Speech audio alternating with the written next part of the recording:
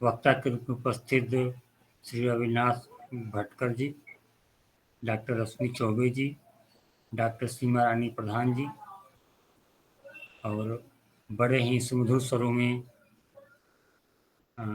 स्वस्ति वंदना प्रस्तुत करने वाले युवा संसद की सदस्य सुश्री माधुरी नरमोहन सिंह और अभी जिन्होंने बड़े ही सुंदर शब्दों में सभी का स्वागत उद्बोधन प्रस्तुत किया,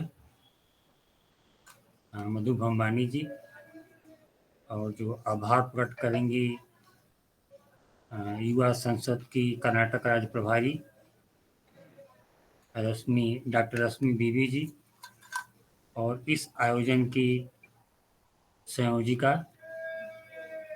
एवं संचालिका त्यासन आश्रम की प्रभारी डॉक्टर कृष्णा मुरीश्री जी,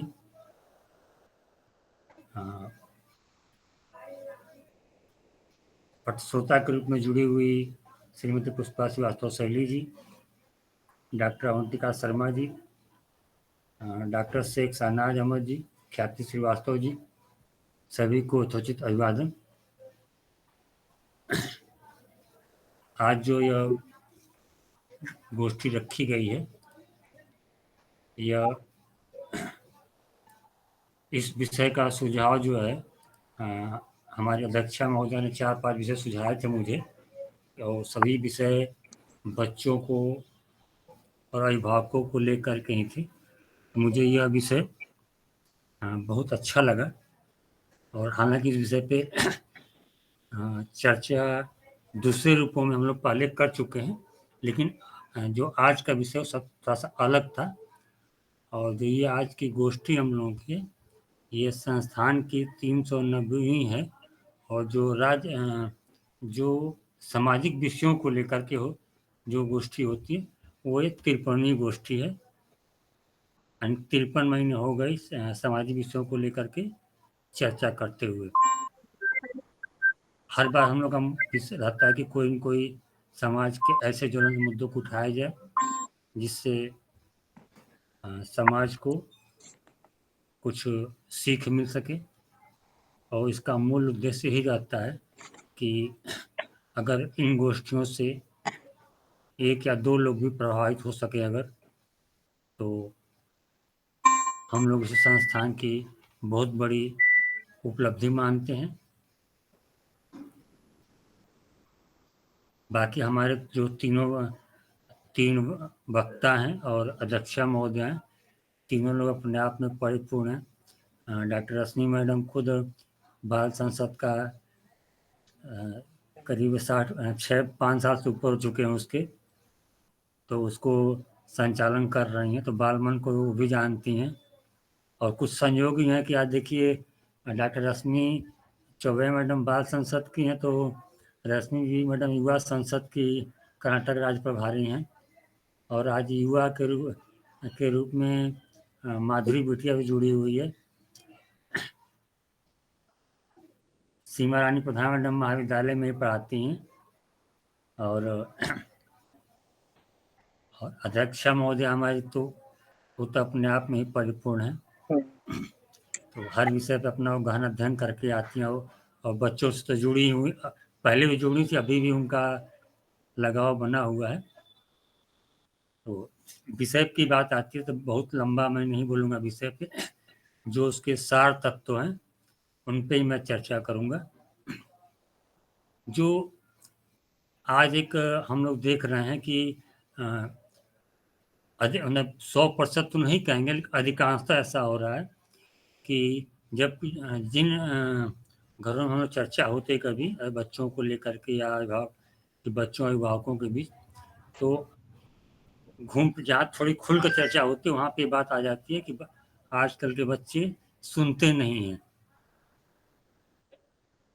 वहाँ तक तो फिर भी गनीमत है, लेकिन जो अक्सर हम लोगों को समाचार पत्रों में या सोशल मीडिया पे जो देखने और सुनने को मिलता है कि बच्चे ने मांग रखी कि हमें कौन मोबाइल चाहिए, नया मॉडल आया वो मोबाइल चाहिए, या कौन सी बाइक कौन से मॉडल की वही चाहिए, बाइक नहीं चाहिए। बाइक में उनकी पसंद की बाइक चाहिए और जो मॉडल है वही मॉडल चाहिए। मोबाइल में भी सामान्य मोबाइल से काम नहीं चलेगा। जो विशेष मोबाइल है, अ, जो अलग बहुत सारी कंपनियों को मुझे नाम नहीं पता, बहुत ज़्यादा मोबाइल वोबाइल में हम लोग नहीं घुसते हैं। बस हम लोग तो रहता है कि मोबाइल बस फ़ोन सुन लिया और काम की चीज़ें व्हाट्सएप देख लिया, उससे अधिक नहीं रहता। लेकिन उनकी डिमांड एक ऐसी रहती है जो वास्तव में देखा जाए तो उस मोबाइल की उपयोगिता उनके लिए कुछ नहीं होती है, लेकिन फिर भी दिखाने के लिए ही सही उनके पास वो मोबाइल चाहिए। यहाँ तक भी अब मैं गनीमत मानता हूँ, चलो ठीक है बच्चे हैं, बच, बच्चों का अपना एक मन होता है। लेकिन उसके बाद की जो समस्या, तो सबसे गंभीर जो समस्या उत्पन्न होती है और जो हम लोग को देखने को मिल रही है, वह बहुत ही चिंतनीय है कि बच्चे अगर अभिभावक ने या माता माता ने या पिता ने किसी ने अगर उनकी मांग को पूरा नहीं किया, तो पहले तो धमकी देते हैं बच्चे। अगर धमकी की बात भी नहीं आई, तो ऐसी सी घटनाएं सुनने को आ रही हैं कि माँ को मार दिया, पिता को मार दिया, चाकू से मार दिया, गोली चला दिया। इस तरह की जो घटनाएं हो रही, ये वास्तव में हमारे समाज को, हमारे देश के लिए बहुत ही घातक हो रही हैं। अगर हम इसके अ, इस समस्या की जड़ में जाना चाहें अगर, तो जड़ का जो मूल मुझे लगता है, एक तो लगता है संस्कार की कमी, और शायद मातृशक्ति को आज जो जुड़ी हुई हैं उनको ये बुरा लगेगा। संस्कार की जननी आज से नहीं, सदियों से हम लोग मातृशक्ति को मानते हैं, और इसके सैकड़ों उदाहरण अगर हम अपने इतिहास, अपने पुराणों को, अपने धर्म ग्रंथों को देखें अगर, तो सैकड़ों उदाहरण मिल जाएंगे जहाँ पे मातृशक्ति ने अ, बच्चों को ही नहीं, पति को ही नहीं, बल्कि पूरे परिवार को, जो एकदम बिखरा हुआ परिवार, टूटा हुआ परिवार है, फिर भी उस परिवार को, बच्चों को संभाला है, बहुत आगे बढ़ाया है। वर्तमान में भी बहुत सारे उदाहरण मिल जाए उनका। सबका अलग अलग नाम लेना उचित नहीं है, मतलब उचित का बात नहीं है, मतलब लंबा हो जाएगा, क्योंकि 3 वक्ता ही हमारे हैं और अध्यक्ष 4 लोग हो जाएंगे तो बहुत नहीं भी वो करूंगा मैं। तो हमें मातृशक्ति को, नौकरी करें, पढ़े लिखें, आधुनिक बने, उसमें कोई बुराई, लेकिन बच्चे जो होते हैं कहीं न कहीं से, चाहे पिता जितना संस्कारी हो या कुसंस्कारी हो, पिता पिता के कुसंस्कारों का भी बच्चों पे प्रभाव उतना नहीं पड़ता है जितना माँ के संस्कारों का पड़ता है। हम माने या न माने, या अ, कुछ लोग चर्चा में कहते हुए कि आप पुरुष सोच की बात कर रहे हैं। पुरुष सोच या महिला सोच की बात नहीं होती है ये।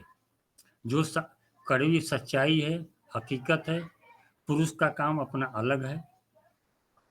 और ये हमें अक्सर हुआ है कि पति भयंकर शराबी है, कुछ नहीं करता है, पैसा कमाता है और शराब में पी जाता है, लेकिन अगर उस परिवार की महिलाएं अगर अच्छी हैं, तो बच्चों को कम पैसे में भी, अपने मेहनत करके भी बच्चों को संस्कारी बनाती हैं, परिवार को पालती हैं, और परिवार को, बच्चों को इतना आगे बढ़ाती हैं कि बाकी लोग देखते हैं कि हाँ देखो, मिसाल बनते हैं उनके बच्चे, कि बच्चे कितने आगे बढ़ गए।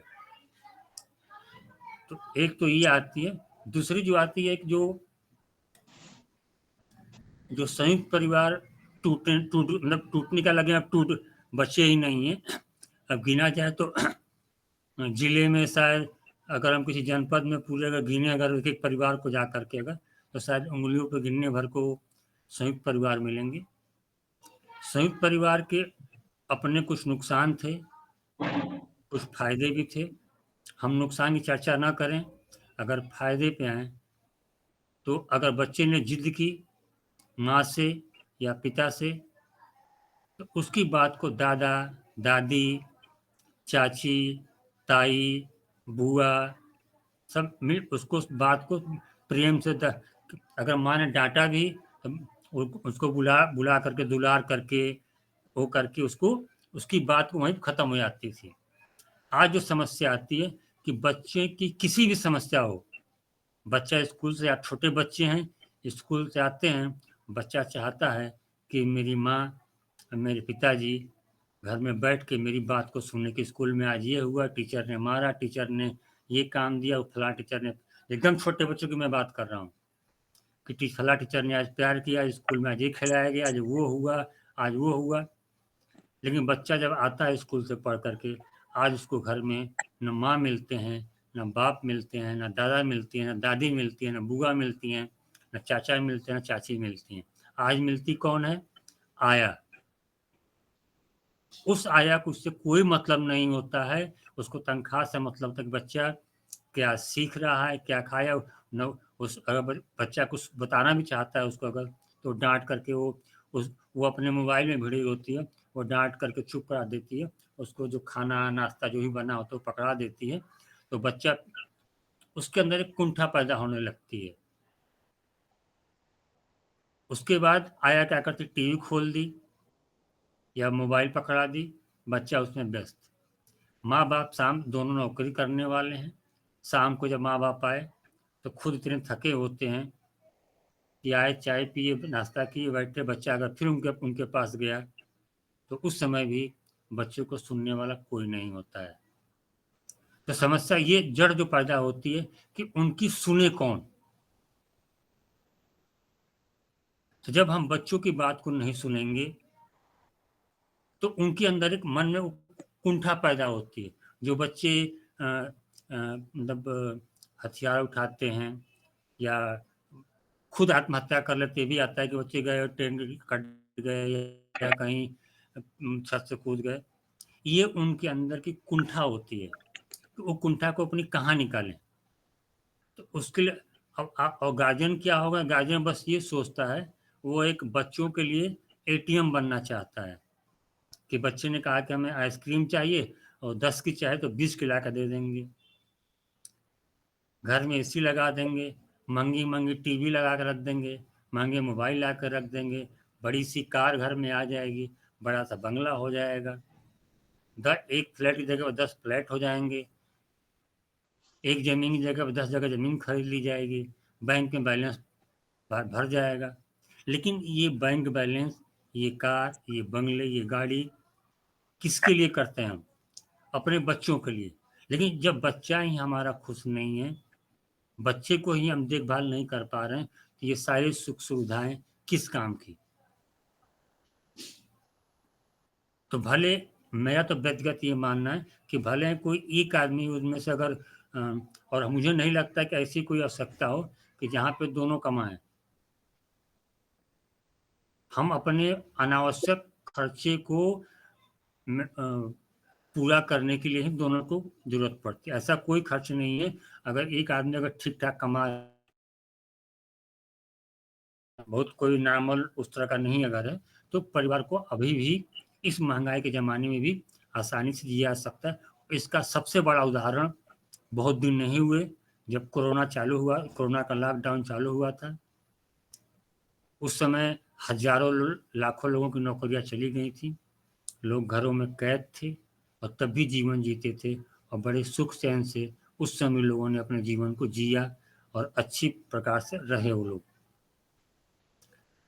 तो हम एक कोई कमा करके एक आदमी हम ही नहीं कहते हैं कि पुरुष कमाए या स्त्री कमाए, जिसकी क्षमता अधिक हो वो अगर एक आदमी कमाए और एक आदमी कम से कम घर परिवार बच्चों को देखे, क्योंकि संयुक्त परिवार के लिए तो बहुत कुछ कहा नहीं जा सकता है कि उसके सबकी अपने अपने चीज़ें आएंगी, बहुत सारी समस्याएं भी हैं जो नहीं हो सकती हैं।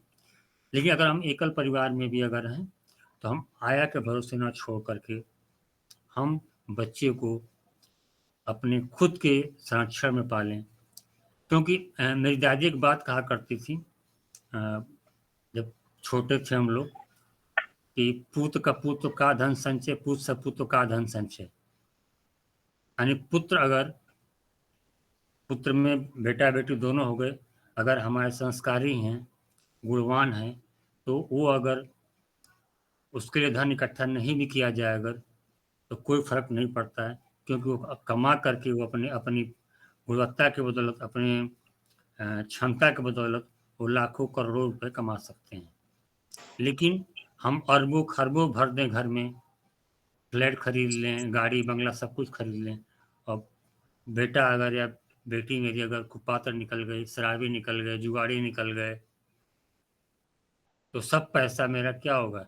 बहुत होगा तो एक पीढ़ी, दो पीढ़ी जाते जाते सब बेकार हो जाएगा। तो हम जिसके लिए संचय कर रहे हैं, जब वही मेरा नहीं हुआ, तो हम उस काम के लिए उसके प्रति हम क्यों भागें? आगे जो बात आती है इसके लिए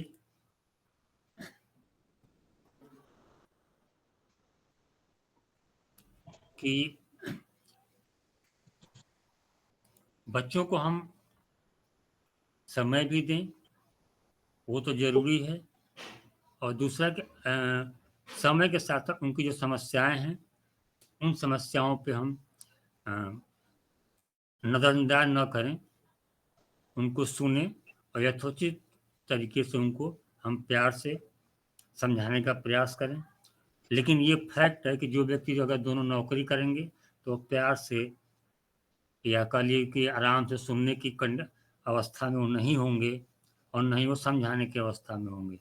तो जरूरी यही है कि हम अपने बच्चों को, यही समस्या बच्चों के साथ जो आ रही है, यही समस्या जो वृद्धाश्रम के लिए आ रही है, वहाँ उसका भी यही समय होता है जड़। मैं ये मानता हूँ जो मैंने अपने स्तर से मतलब एक सर्वे कह लीजिए, उसमें मैंने देखा है कि जो समस्याएं बच्चों की होती हैं, कहीं न कहीं थोड़ा बहुत परिवर्तन करके वही समस्याएं परिवार के बुजुर्गों की भी हैं, जो वृद्धाश्रम के लिए जाना पड़ता है। तो हमको सब कुछ थोड़ी सी अपने शौक में, और एक जो और समस्या जो सबसे बड़ी हो गई है मोबाइल की, कुछ चीज़ें फर्क बच्चों को पड़ रहा है कि बच्चे मोबाइल में रील देखते हैं, और क्या अब देखने वाला तो कोई है नहीं कि हमारा बच्चा मोबाइल पे क्या देख रहा है।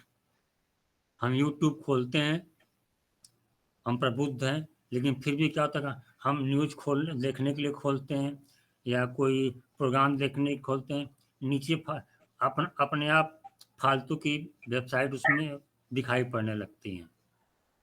रील खोलते हैं, हम रील किसी व्यक्ति विशेष की रील देखते हैं, कोई स्टोरी डाला है या कुछ डाला है, उसको देखने के लिए खोलते हैं, उसमें नीचे जो है पता नहीं कहाँ कहाँ से फालतू चीज़ें आ जाती हैं।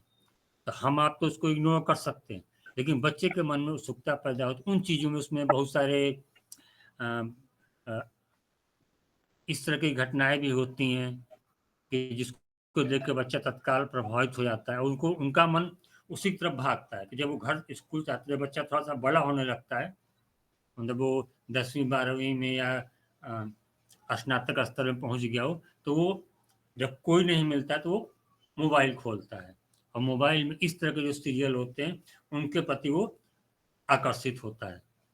वही आकर्षण फिल्मों के शॉर्टकट जिसमें मार धार, उसने उसकी बीवी को लेकर भाग गया, वो उसको मार डाला, उसने उसको किया, उसका पैसा लूट लिया, इस तरह की चीजें जो हैं वो चली जाती हैं।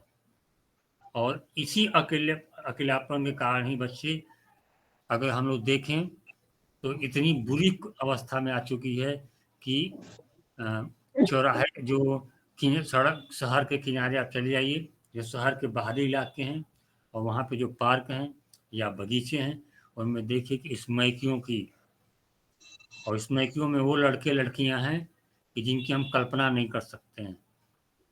विश्वविद्यालय में पढ़ने वाले बच्चे, खास करके जो इंटर वाले बच्चे, स्नातक वाले बच्चे, इंजीनियरिंग के बच्चे, या जो बच्चे प्रतियोगिता परीक्षा की तैयारी कर रहे हैं, वे बच्चे हम लोग देखते हैं प्रयागराज में ही, जबकि बहुत बड़ा अत्याधुनिक शहर नहीं है, एक मध्यम स्तर का शहर है, फिर भी यहाँ पे देखते हैं हम लोग कि सिविल लाइन में चले जाए तो होटल, मतलब चौराहों पे बाइक पे बैठी या कार में बैठी लड़कियां सिगरेट पीती हुई नजर आ जाएंगी। तो ये जो चीजें हो रही हैं, ये सब समय, हम उनको समय नहीं दे रहे हैं, इसी कारण हो रही है। तो मैं बहुत कुछ नहीं बोलूँगा, जो मुझे कहना था संक्षेप में मैंने अपनी बात को रख दी। आप सबने मुझे धैर्यपूर्वक सुना, आप सभी का आभार। जय हिंद, जय हिंद।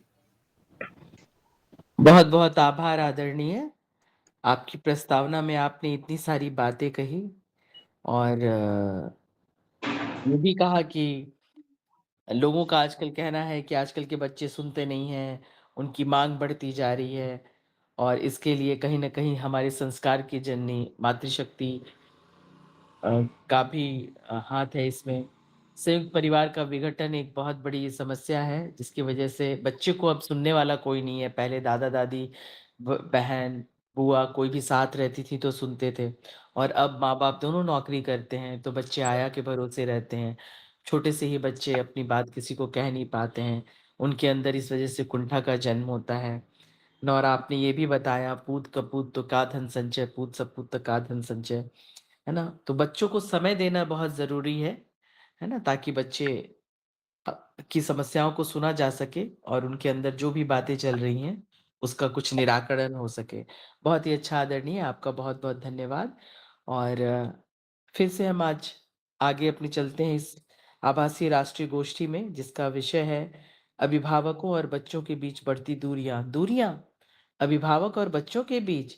अचंभित करने वाली बात तो है, पर आज के समय का यही सत्य है। तो मैं अपने पहली वक्ता को आमंत्रित करना चाहती हूँ इस विषय के लिए, जो कि बाल संसद प्रभारी हैं, डॉक्टर रश्मि चौबे जो गाज़ियाबाद उत्तर प्रदेश से हमारे बीच पधारी हैं, उनका स्वागत करती हूँ, आमंत्रित करती हूँ उनको कि आप अपना वक्तव्य दें। माँ सरस्वती स्वागत को है। प्रणाम करती हूँ। विश्व हिंदी साहित्य सेवा संस्थान प्रयागराज उत्तर प्रदेश भारत के तत्वावधान में गोष्ठी आयोजित की गई है और जिसका विषय है कि अभिभावकों और बच्चों के बीच बढ़ती दूरियां। इस गोष्ठी में सर्वप्रथम मैं आदरणीय अध्यक्षा महोदय, सचिव महोदय, संयोजक, आयोजक सभी को प्रणाम करती हूँ, सादर वंदन और अभिनंदन करती हूँ। साथ ही साथ मेरे बहुत सारे यहाँ साथी जुड़े हुए हैं जो कि विश्व हिंदी साहित्य सेवा संस्थान के हैं या अलग संस्थाओं से, उनको भी प्रणाम, वंदन और अभिनंदन करती हूँ। मणिश्री कृष्णा मणिश्री मैम को धन्यवाद ज्ञापित करती हूँ कि उन्होंने मुझे इस बहुत सुंदर विषय पर बोलने का मौका दिया।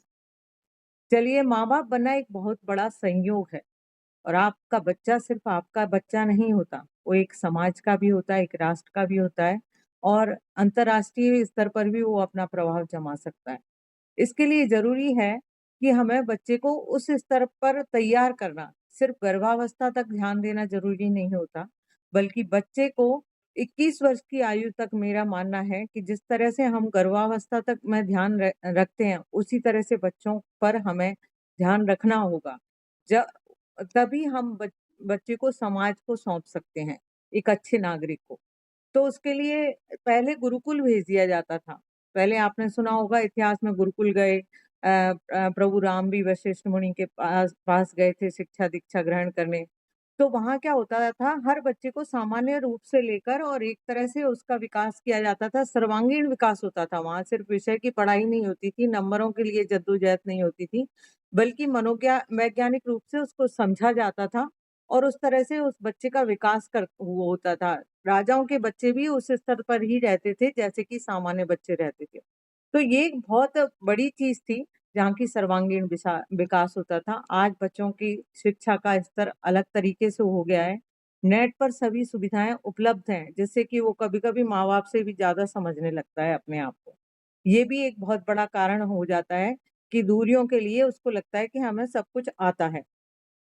अब यहाँ पर एक पालन-पोषण के लिए मैं कहूँगी कि कहीं न कहीं स्कूल खुलने चाहिए बच्चों को, तो ये गलत नहीं होगा कि अगर हमें माँ-बाप को ही ज़िम्मेदारी देनी है कि बड़े होने तक बच्चे को पालना है, तो उनको किस तरह से, पहले तो गुरुकुल होता था, पर उनको शिक्षा-दीक्षा देनी चाहिए कि अपने बच्चे को कैसे पालना है। उसके लिए रहता है कि सबसे छोटे बच्चा, मैं ये थोड़ा-सा समाधान बताने की कोशिश कर रही हूँ कि दूरियाँ कैसे बढ़ती हैं। 7 साल के बच्चे को फ्री छोड़ना चाहिए। जैसा कि मैंने देखा है, सुना है, पढ़ा है, उसी के अनुसार मैं अपने यहाँ वक्तव्य में देने की कोशिश कर रही हूँ कि 7 साल के बच्चे को फ्री छोड़ना चाहिए कि वो जैसे चाहे तब चाहे मस्ती करे। वो अपनी बात बिल्कुल आसानी से अपने माँ-बाप से कह सके। चाहे कुछ से उससे गलत भी हो गया, कुछ टूट भी गया तो आके बता सके कि ये मेरे से टूट गया।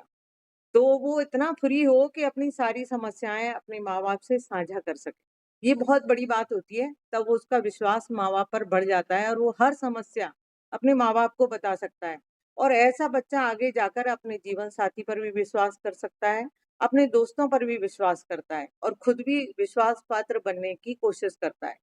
अब बात आती है 6 से 14 साल तक के बच्चे, वो एक अलग उम्र होती है, वहाँ पर हमें एक अनुशासन सिखाना चाहिए बच्चे को कि किस समय उसको खाना है, किस समय उसको पढ़ना है, किस समय उसको नहाना है और ये बातें बहुत ज़रूरी हैं जीवन में क्योंकि ये आदतें आपके भविष्य का निर्माण करती हैं। अगर जैसी आदत पड़ जाएगी, भविष्य में भी आप वैसा ही करेंगे। बच्चे ज़्यादातर कई लोग जो समझदार हैं, वो 1 बजे तक टीवी या स्क्रीनिंग नहीं करने देते शनिवार-रविवार को बच्चों को। तो वो समय से उठ के नहा भी लेते हैं, दोस्तों के साथ खेलने भी जाएँगे। आजकल क्या होता है बच्चे सुबह से माँ-बाप भी फ़ोन ऑन कर लिया, व्हाट्सएप देख रहे हैं, रील देख रहे हैं, बच्चे भी अपने कार्टून शो देख रहे हैं। तो उसमें उसकी वजह से बहुत गलत प्रभाव पड़ रहा है।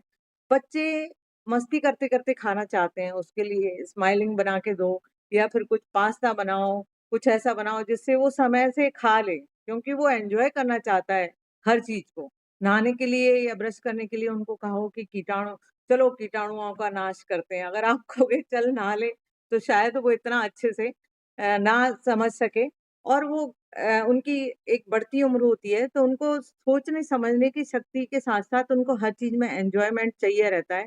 वो माँ-बाप को तो एक टास्क लगती है, चाहे उनका होमवर्क करवाना हो, चाहे कुछ भी, तो वो टास्क लगती है, लेकिन बच्चे के लिए वो एन्जॉय के साथ-साथ तो वो कर सकता है, नहीं तो वो खाना छोड़ देगा या वो आप चिल्लाओगे उस पर, तो वो भी चिल्लाएगा उधर से।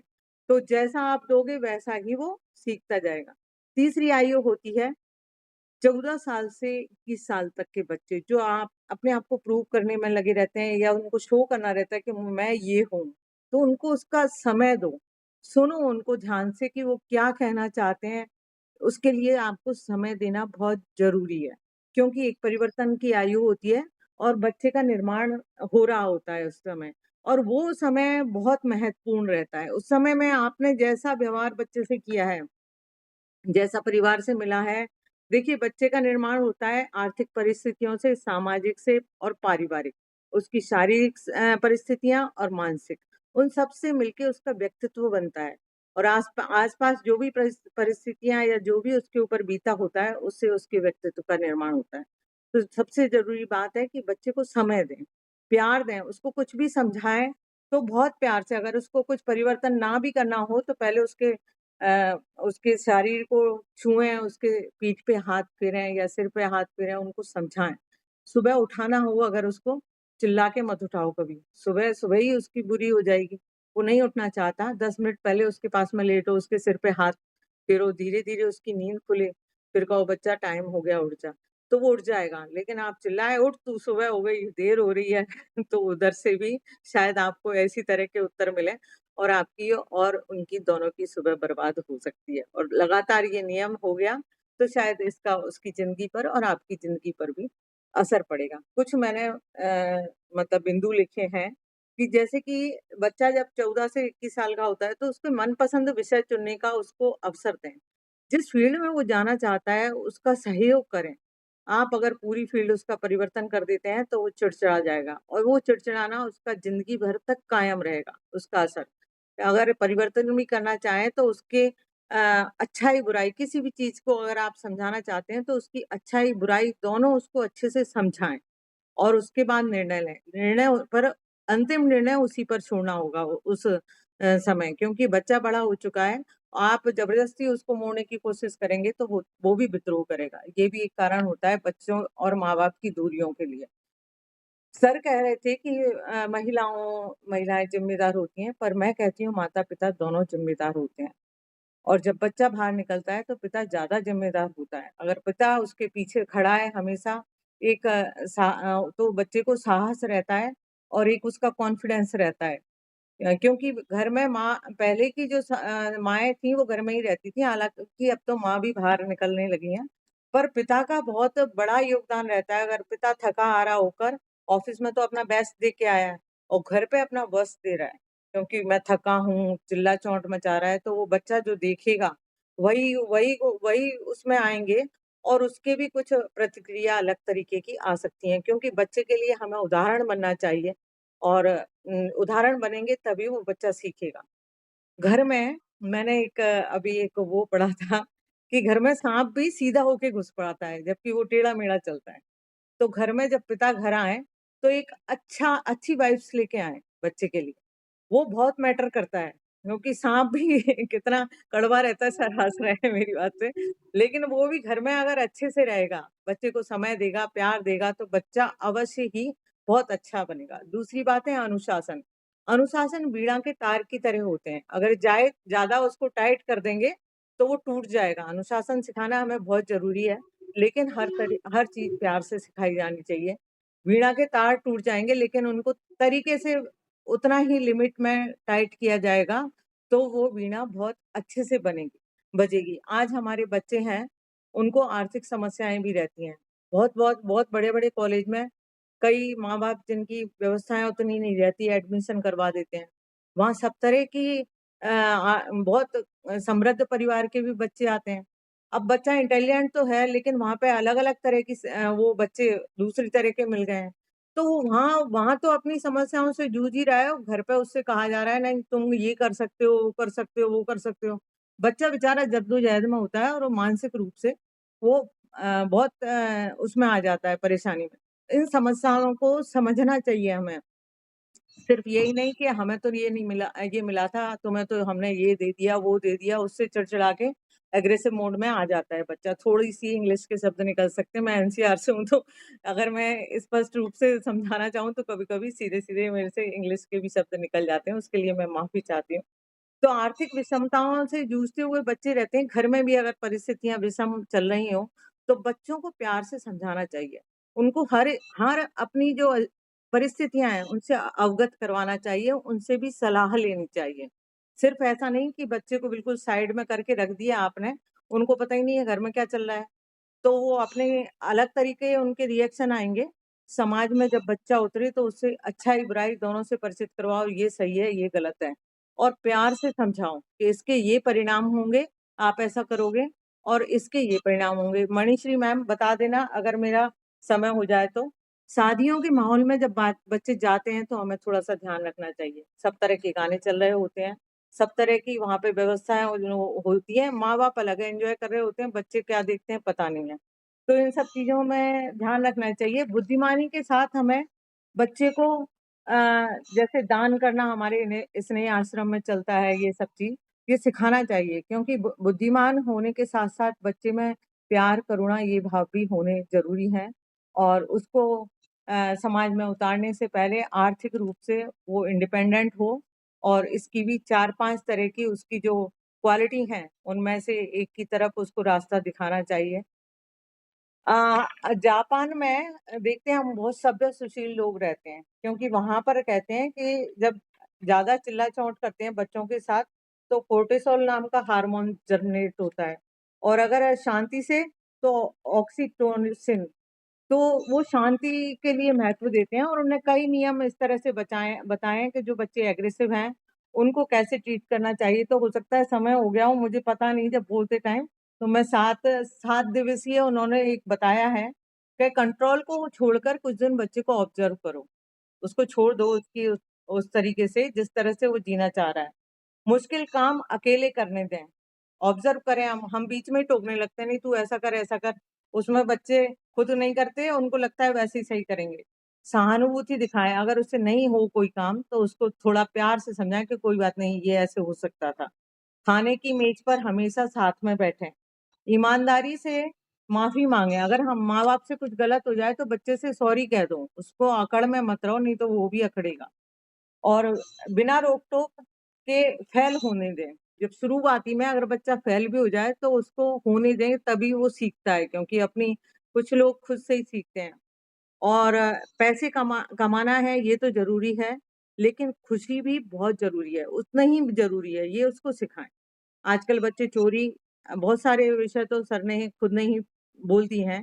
आजकल बच्चे चोरी करते हैं, झूठ बोलते हैं सिर्फ़ डर की वजह से। तो माँ-बाप ऐसा व्यवस्था निर्मित करें कि बच्चा खुल के उनसे हर समस्याएँ बता सके।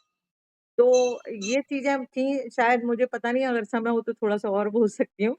है ना? तो हमारे बच्चों की जो सोच समझ ज़्यादा है आज के बच्चों की, तो उसका हमें फ़ायदा लेना चाहिए। सिर्फ़ उनको दिशा दें और समझाएँ, प्यार से समझाएँ। बार-बार मैं यही कह रही हूँ कि यहाँ प्यार बहुत ज़रूरी है। माँ-बाप का तालमेल और खुल के बातचीत करने का एक समय रखें। ऑफ़िस से आके भी 1 घंटे बच्चे को दें, शायद बहुत सारी समस्याएँ दूर हो जाएँगी क्योंकि बच्चा अगर सहज होके आप अपनी समस्याओं को बता पाएगा और आपका जो रिएक्शन है, वो बहुत गंदा ना होगा, तो हमेशा बच्चा एक दोस्त बना रहेगा आपका। और मैं आशा करती हूँ कि हमारे देश के बच्चे, हमारे बाल संसद के बच्चे बहुत अच्छे बनेंगे। इन्हीं आशाओं के साथ बोलने को तो बहुत कुछ है, पर मैम की मुस्कुराहट बता रही कि शायद समय हो गया है। इसलिए मैं अपनी वाणी को विराम देती हूँ। बहुत-बहुत धन्यवाद, आपने बच्चों के लिए मुझे बोलने का मौका दिया। मैं आपको नमन करती हूँ। अ, धन्यवाद। सभी को धन्यवाद, आपने मेरी वाणी को सुना। मैं बहुत पुनः बढ़िया मैम, बहुत बढ़िया। धन्यवाद। बहुत सुंदर रश्मि जी, और आप बोल रही थी इसलिए मैंने बीच में नहीं कहा, और इसलिए भी मैंने सोचा कि बाल संसद की बात है तो आप जरूर बहुत सारी बिल्कुल, बिल्कुल। चीजें अरे बताएंगी बहुत उसके सारे बाद, और आपने माँ-बाप जोड़ते हैं बाल संसद में, ये बड़ी बात है। आजकल नहीं तो जी, इंग्लिश से ही और ध्यान देते हैं लोग। हाँ, और बच्चों और माँ बाप से जब हम बात करते हैं तो बहुत सारी चीजें निकलती हैं। जी, चलिए आगे बढ़ते हैं। आपने धन्यवाद। बताया कि बच्चा जो है वो समाज का बच्चा होता है और 21 वर्ष की आयु तक उस पर ध्यान रखना चाहिए। पहले गुरुकुल होती थी, हम समानता से पढ़ाई करते थे, और फिर आपने 3 वर्ग में बच्चों को बांटा। छोटे बच्चे 7 साल तक के, वो अपनी मस्ती में रहते हैं तो उनको फ्री रखना चाहिए, वो जी जो जी में आए उनको करने देना चाहिए, थोड़ा ध्यान रखना चाहिए। फिर 6 से 14 साल में हमें अनुशासन उसमें विकसित होती है, उसका ध्यान रखना चाहिए, उसमें भविष्य निर्माण भी होता है। 14 से 21 साल तक के बच्चे थोड़े बड़े हो जाते हैं, तो उनकी हमें बात सुननी चाहिए और उनको पॉजिटिव नेगेटिव जो भी है, सकारात्मक नकारात्मक, सब कुछ उन्हें बताना चाहिए और वो खुद अपना निर्णय ले सकें। ऐसे ऐसी उनकी स्थिति छोड़नी चाहिए। और अगर कोई भी बात हमें अच्छी ना लगे, माँ पिताजी को या समाज को अच्छी ना लगे, तो प्यार से समझाना चाहिए। आपने इस बात को बार बार कहा कि प्यार से समझाना चाहिए। और आपने ये भी साथ में कहा कि माँ बाप दोनों की जिम्मेदारी होती है बच्चे को पालने के लिए, और पिता जब घर आए तो उसे विशेष रूप से घर में कैसा माहौल रखना चाहिए, कैसे बच्चे के साथ घर में कैसे बर्ताव करना चाहिए, इसका ध्यान रखना चाहिए, क्योंकि ये बच्चा वही सीखता है आगे के लिए भी। बहुत खूबसूरत, क्योंकि बच्चा जो देखेगा वही समझेगा। बच्चों से हमें सलाह भी लेनी चाहिए और खाने के मेज पर ज़रूर साथ में बैठकर खाना खाना चाहिए। ये बहुत बड़ी बात है जो आजकल बहुत धीरे धीरे ख़त्म होती जा रही है। लोग मोबाइल फ़ोन ले लेते हैं और ये बात ख़त्म होती जा रही है। और अपनी गलती पर माफ़ी भी मांगे, अहंकार को बीच में न लाएं। बहुत ही खूबसूरत बात। और पैसा तो कमाना ही है, पर खुशी भी साथ में ज़रूरी है। और बच्चों के साथ हमें दोस्ती करनी चाहिए और उनकी हर बात सुननी चाहिए। बहुत ही सुंदर आपका वक्तव्य रहा। बहुत बहुत आभार आपका। और अब हम आगे चलते हैं और हमारे दूसरे वक्ता, जो कि जबलपुर मध्य प्रदेश से हैं, श्री अविनाश भटकर मसरूर जी को मैं आमंत्रित करना चाहती हूँ, वो आए और आज का अपना वक्तव्य दें। स्वागत है सर। सभी को नमस्कार। सबसे पहले विश्व हिंदी साहित्य सेवा संस्थान प्रयागराज को विशेष रूप से धन्यवाद देना चाहता हूँ। आज के कार्यक्रम के अध्यक्ष डॉक्टर विजय लक्ष्मी रामटेके जी, प्रस्तावक गोकुलेश्वर कुमार जी, और सही जो कार्यक्रम का संचालन कर रही हैं हमारी छोटी बहन डॉक्टर कृष्णा मणिश्री, आप सभी को नमन। और चूंकि एक ऐसा विषय आज जिस पे हम चर्चा कर रहे हैं कि अभिभावकों और बच्चों के बीच में बढ़ती दूरियां, ये मेरे ख्याल से ये समस्या आज की नहीं है। ये लगभग 15-20 साल से धीरे धीरे धीरे पनपते पनपते आज की स्थिति में आ गई है कि ये दूरियां महसूस होने लगी, क्योंकि शुरुआत में हमने उस पर ध्यान ही नहीं दिया। आपको याद होगा एक जमाना था कि हम संयुक्त परिवार में रहते थे, जैसे कि हमारे प्रस्तावक महोदय ने उस बारे में चर्चा भी की। संयुक्त परिवार में रहने से हमें रिश्तों की बहुत ज्यादा अहमियत होती थी। माँ बाप, भाई बहन, चाचा चाची, नाना नानी, इतने रिश्ते होते थे कि हम ना चाहते हुए भी सामाजिक रहते थे।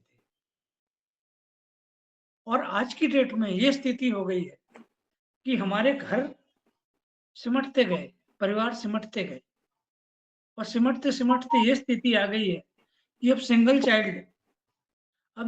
चाइल्ड का जो ज़माना आया है, ये बताइए कि आपके भाई-बहन हैं, तो एक रिश्ता चलेगा आगे कि चाचा है, बहन है तो बुआ है। इस तरह से रिश्ते प्रगाढ़ होते रहे, भावनात्मक लगाव होता रहा, लेकिन अब जिसका एक ही बच्चा है, ना उसका चाचा है, ना उसका मामा है, ना बुआ है, ना मौसी है। अब इस स्थिति में वो बच्चा कहाँ से सीखेगा संस्कार?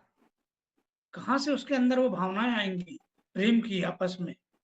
और माँ-बाप भी आज के जो प्रतिस्पर्धा का दौर है, इसमें भी मजबूर हैं। ऐसा नहीं कि वो जानबूझ के ये सब कर रहे हैं। आज ऐसा हो गया है कि माँ-बाप को भी कमाने के लिए बाहर निकलना पड़ता है। क्योंकि देश की जो स्थिति है और जो रोज़गार की स्थिति है और हमारे भारत में ख़ास तौर पे हमको जो हम मेहनत करते हैं उस हिसाब से उसका रिटर्न नहीं मिलता, मतलब पैसे के रूप में। जिसके कारण ये पद्धति शुरू हुई कि हस्बैंड वाइफ दोनों वर्किंग हो गए। पहले ये बात बिल्कुल सही है कि एक ज़माना था सिर्फ़ एक कमाता था और सब खाते थे, पूरे परिवार 4-4 5-5 बच्चे। हम भी उस परिवार में बड़े हैं जहाँ हमारी 2 बहनें और 4 भाई हम लोग थे। सब कुछ चलता था। लेकिन आज ये स्थिति है कि हमारे घर में यदि 4 लोग हम लोग हैं और कोई मेहमान आए, तो बच्चों को एक बड़ा वो लगता है कि अरे! प्राइवेसी हमारी कम हो रही है। ये प्राइवेसी का क्या पता कहाँ से कीड़ा काट चुका है और इस कीड़े के कारण सबसे ज़्यादा नुकसान हो रहा है रिश्तों पे। हम छोटे थे, हमें याद है कि हमारे घर में शादियाँ होती थी, कोई शुभ अशुभ जो भी कार्य होते थे, कभी किसी की मौत-मिट्टी हो जाती थी, तो 15-15, 20-20 परिवार महीना-महीना हमारे घर में रहा करते थे। छोटे से घर में इतने लोग कैसे रहते हैं, आज सोच के आश्चर्य होता है। और आज हमारे बड़े-बड़े फ्लैट्स हैं, बड़े-बड़े बंगले हैं, उसमें 4 लोग आ जाते हैं तो ऐसा लगता है कि अरे! एक हमारा मकान छोटा पड़ रहा है। एक्चुअली मकान नहीं छोटा पड़ रहा है, हमारे विचार वैसे हो चुके हैं कि हम अकेले रहना पसंद करते हैं। और जहाँ तक बच्चों की बात है, वो दूर यदि हो रहे हैं, उसके पीछे सिर्फ बच्चों का ही दोष नहीं है, इसमें अभिभावक भी पूरी तरह दोषी है। आज बच्चे को हमने सबसे बड़ा बात जो उस पे जुर्म किया कि हमने उसको जो है समझा ही नहीं। सुबह उठो, जल्दी से नहाओ, धो, कपड़े पहनो, स्कूल चले जाओ। स्कूल से आए, खाना भी ढंग से नहीं खाया, ट्यूशन चले जाओ। शाम को पता चला फिर कोई एक क्लास है। अब बच्चा जब दिन भर सिर्फ पढ़ाई, पढ़ाई, पढ़ाई करता रहेगा, उसको दूसरे रिश्ते तक पहुँचने में कहाँ समय मिलेगा? सिर्फ पढ़ाई, कॉम्पिटिशन। यानी कि एक ज़माना था कि हम पास हो जाते थे, तो हमारे माँ-बाप खुश हो जाते थे। हाँ, बेटा पास हो गया। वहाँ डिवीज़न का भी बहुत ज़्यादा महत्व नहीं होता था, फर्स्ट डिवीज़न तो बहुत बड़ी बात हुआ करती थी। लेकिन आज 90% भी कम है, 95 भी परसेंट कम है। यानी हर बच्चे से हम अपेक्षा करते हैं कि वो 100 में से 100 लाए। सबकी एक जैसी बुद्धि हो नहीं सकती, सबकी एक जैसी समझ हो नहीं सकती। फिर भी हम उससे उम्मीद लगाते हैं कि हमारा बेटा टॉप करे। अरे टॉप तो एक ही करेगा ना, बाकी तो उसके पीछे ही होंगे। सिर्फ पढ़ाई करने से ही इंसान यदि बन जाता, तो व्यावहारिकता तो कोई चीज़ होती नहीं। मैंने ऐसे-ऐसे लोग देखे हैं जो बहुत रिश्तेदारी में, दोस्तों में, जिनके बच्चे बहुत पढ़ लिख गए, बहुत अच्छे-अच्छे मुकाम हासिल कर लिए, लेकिन उनके माँ-बाप अकेले यहाँ रहते हैं। एक चिंता का विषय हो सकता है क्योंकि हमने उन लोगों को देखा कि उन्होंने सिर्फ बच्चे को एक ही बात कही कि तुम बस पढ़ाई करो। उन्होंने इंसान नहीं बनाए। उन्होंने जो है एक कठपुतली बना दी बच्चों। हम जैसा चाहें वैसा करेंगे। हम चाहेंगे 90% लाओ तो आपको 90% लाना होगा। हम चाहेंगे कि तुम इंजीनियर बनो तो इंजीनियर बनना पड़ेगा। डॉक्टर बनना है तो हम चाहेंगे तो डॉक्टर बनोगे। हाँ जी, यानी उसकी बेचारे की इच्छा राधे कुछ राधे। भी नहीं रहेगी। वो सिर्फ Oh, many happy यानी माँ returns बाप to के the इशारे पे baby। चलेगा। उसका खुद का कुछ भी वजूद नहीं तुम्हारे होता। इतने प्यारे प्यारे अब फोटो जबरदस्ती देखे हैं बहुत सारे। यदि हम उससे कोई काम कराएंगे, अब यकीनन वो पढ़ व्यक्ति मस्ती करेंगे अपन लोग दोबारा मिलेंगे उस तो काम को मन लगाकर कभी आज नहीं कर 2 पाएगा। महीने को लेके तब तो वो मेरे कोई भी काम की शादी है ना। तभी और सफल आपका होता बर्थडे है कैसे सेलिब्रेट हो रहा जब है? हम उस पे तन मन धन जिसको कहते हैं उस तरीके से उस काम अच्छा को हो रहा है, करते क्या हैं। कर रहे हो?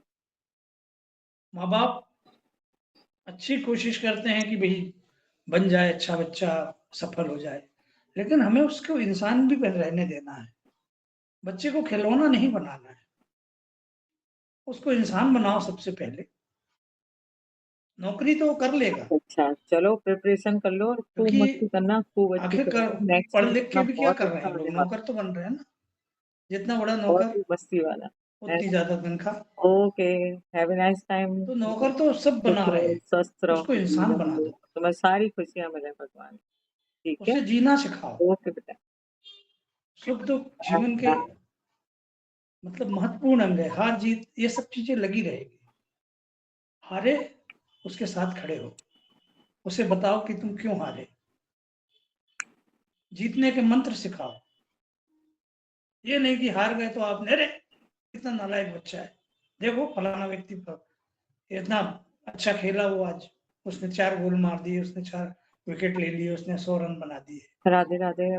बस कुछ ये नहीं, जब आप आप के माँ बच्चे बाप के से साथ ऐसा बच्ची के व्यवहार लिए करते हैं, बच्चों ऐसी की बातें विषय करते हैं, बोलना था मुझे। वो बच्चा निराश हो बाकी जाता है। करती हूँ, ये चल रहा है। और निराशा के इस भंवर में वो अपने आप को 22 पे अकेला महसूस करता है। 27 जिम में। और यही अकेलापन अभी जैसे ये हमारे अभिभावकों को से चलो, उसको मैं दूर जैसे करता ये है। ऑनलाइन प्रोग्राम खत्म होता है मैं फोन करके पूछती हूँ कि तुम लोग उसे वहाँ भी तो पे लगता हो। होगा ना कि ठीक वो है, एक अच्छा फिर इंसान आते बने। हैं।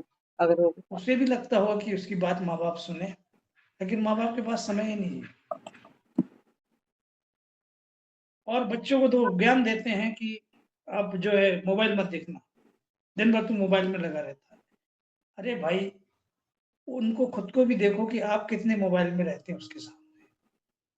आप उदाहरण बनिए ना, कि जब वो घर में साथ में बैठे तो उस समय कम से कम मोबाइल का कोई भी उपयोग ना करें। ना आप करें, ना आपकी पत्नी करें, ना आपके बच्चे करें। आपस में बैठें, अच्छी अच्छी बातें करें, हार जीत और जमाने के जो दुनिया के संघर्ष हैं, अच्छे अच्छे लोगों की कहानियां, ये सब उनको सुनाएं और टास्क दें कि भैया चलो अपन सैटरडे को फलानी जगह जी, चलेंगे, लेकिन इस बीच तुम लोग को एक एक काम करना है।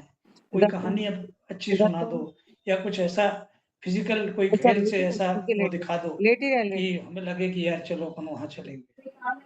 इस तरीके से वीकेंड में खास तौर पे बच्चों के ठीक साथ बोला। विशेष समय दें, और हर रोज कम से कम बच्चों के साथ 1-1.5 घंटा आपको सिर्फ बात करनी है और उनकी बात सुननी है। भले ही वो बकवास कर रहे हैं, आप भी बकवास कर रहे हो, लेकिन सुनना है। उसके अंदर की बातें जब निकलेंगी तब आपको उसकी समस्या से उसकी जानकारी होगी और आप उस पर शायद कुछ कर पाएंगे। संवाद ही नहीं है। बेटा एक तरफ मोबाइल लेके खड़ा है, बेटी एक कमरे में बैठी है, और ये संवादहीनता जो है, ये समस्या को